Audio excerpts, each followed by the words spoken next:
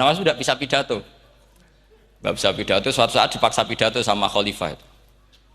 Hei para hadirin, kamu pinter apa goblok? Lah mereka pinter, mau ngandani wong pinter, terus pinter kok ngandani gitu. Akhirnya hadirin itu kan karena seneng sama Abu Nawas itu seneng. Ya sudah Abu Nawas, kalau gitu kita goblok. Aku mau mengambil wong goblok. Akhirnya terus wassalamualaikum warahmatullahi wabarakatuh. Jadi itu Abu Nawas juga bisa pidato, tapi dia tahu saja caranya menyelesaikan masalah. Jadi itu Abu Nawas. Jadi ya orangnya kacau tapi cerdas itu, makanya jadi guyonan. Sebenarnya Abu Nawas itu figur yang nyata, tapi tidak senaif yang diceritakan orang-orang di anekdot itu. Ya beliau itu orang soleh ketika era Harun ar-Rasyid. Tapi ya tadi karena banyak cerita yang macam-macam. Abu Nawas itu, makanya ini cerita anekdot. Jadi riwayatnya nggak jelas tapi lucunya jelas itu. Jadi itu. Dia itu mangkel punya tetangga profesor ahli astronomi. Adiknya itu mau iso omong tok. Abu Nawas mau pinter molak-malik omong kan masyhur itu, dia cerita hari Senin tanggal sekian lihat Abu Nawas di alun-alun mau terbang. Orang lihat semua itu Abu Nawas itu ya sudah di podium ya hanya gitu-gitu tok. Kok nggak mau terbang-terbang? Ya mau itu ya tidak. Wassalamualaikum warahmatullahi wabarakatuh. Yang bilang Abu Nawas terbang siapa? Abu Nawas mau terbang. Yang namanya mau itu ya tidak.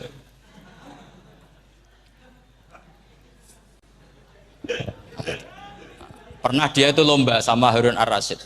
Siapa paling banyak pengunjung rumahnya di alun-alun. Harun ar-Rasyid bikin khemah, dia bikin khemah. Tentu cerita ini bohong, yakini ini bohong. Makanya bohong tenang. Makanya ini anekdot, hanya guyonan.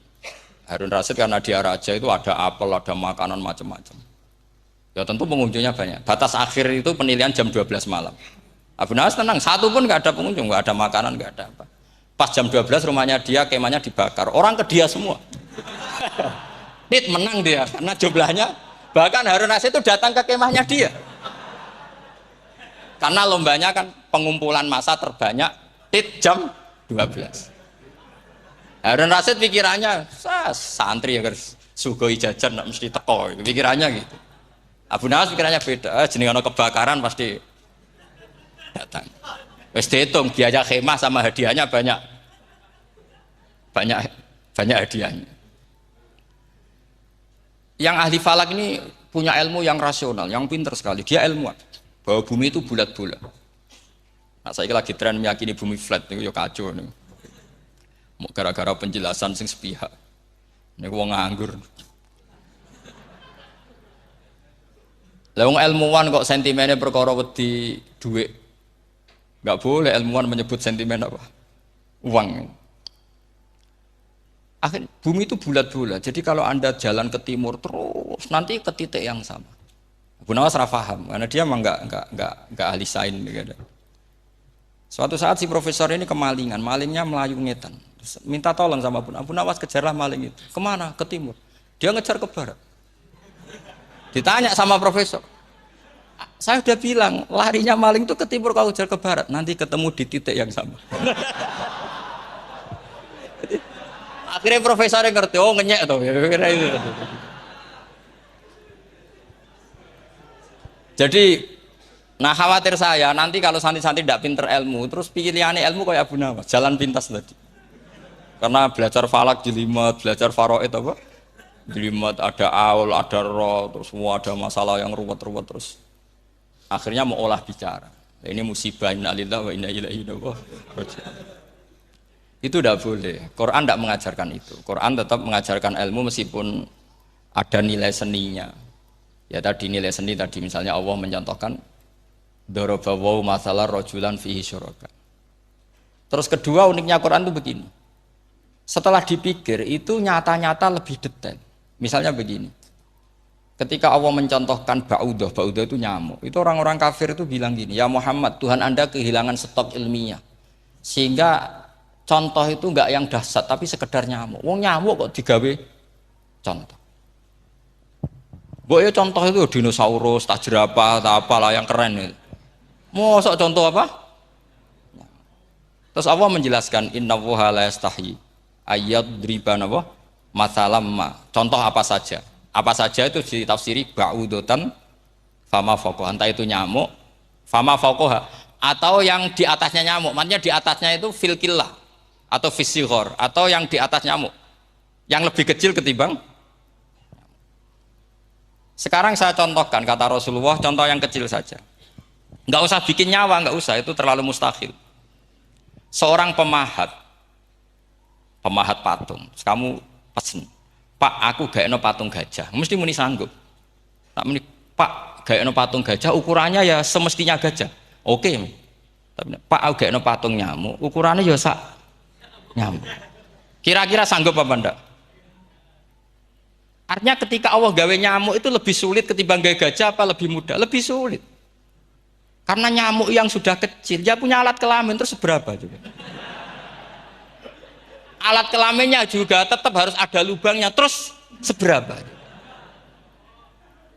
Temen saya malah ada yang cangkem elek bilang gini, lalu ya punya kuman, kumannya seberapa. Nah ini pentingnya ngaji akal. Kamu jangan hanya bilang, wow dinosaurus, jerapah, seru nyamuk.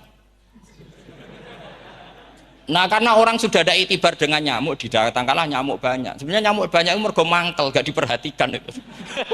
Terus. Nah ini saya tahadus binemat, istri saya itu sering protes. Istri saya kalau manggil saya Gus karena orang Jawa Timur, itu sama-sama jagongan itu, saya itu tidak pati sering digigit, namun ya digigit tidak sesering sampean, itu jelas.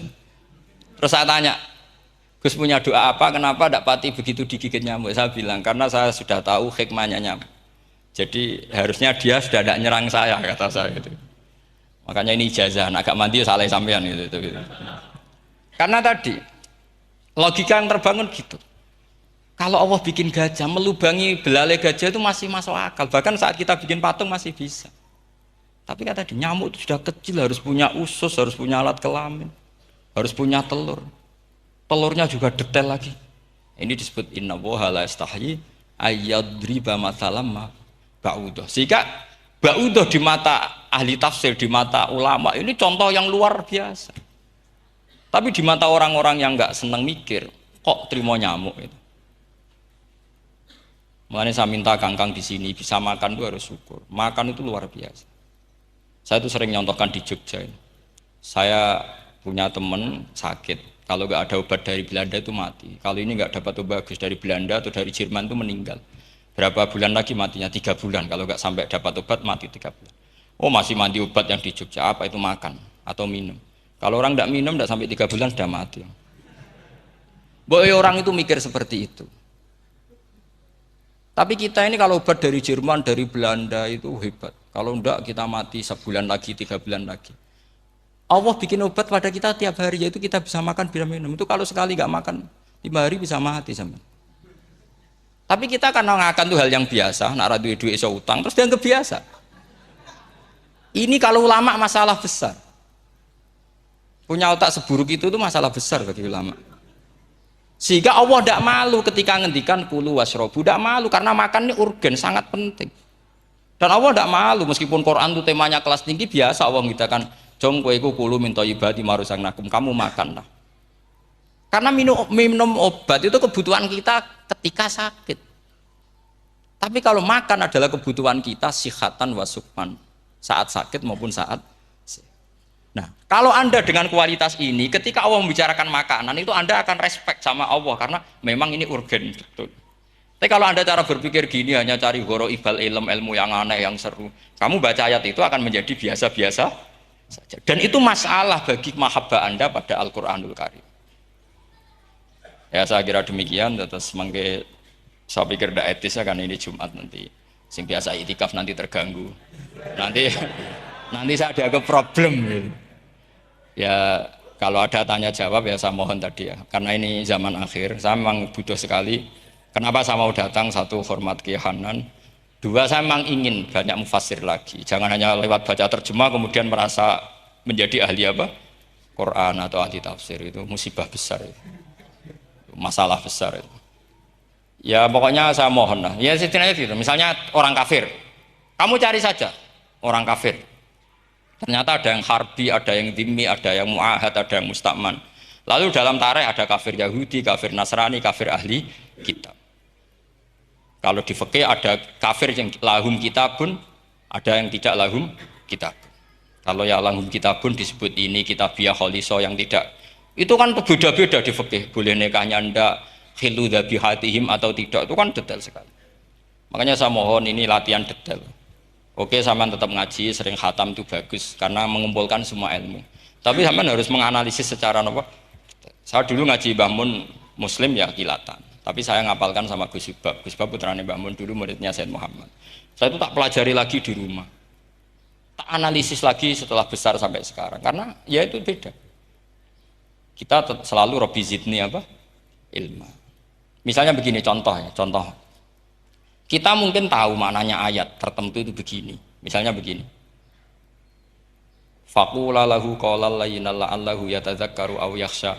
Musa dan Harun, jika kamu datang ke Fir'aun, maka kalau ngomong, kalau dakwah itu qaulal layyinan, dengan dakwah yang halus. Nggih, qaulal layyinan. Ini bagi yang ekstremis harus baca dialek ini. Ini kisah nyata yang diceritakan Habib Zain bin Semit ketika ngarang Al-Manhajus Sawi. Juga diulang-ulang di beberapa kitab. Suatu saat ada ustadz, corong Jawa Kemelinti, datang ke Harun Ar-Rasyid. Harun Ar-Rasyid ini Banil Abbas, termasuk zuriyahnya Abdullah bin Abbas. Karena Harun Ar-Rasyid sebagai khalifah tentu salahnya banyak, namanya pejabat pasti salahnya banyak. Meskipun kebaikannya juga banyak, tapi salahnya juga banyak. Kalau kita kan tidak pejabat, salahnya tidak banyak, tapi prestasinya juga tidak banyak.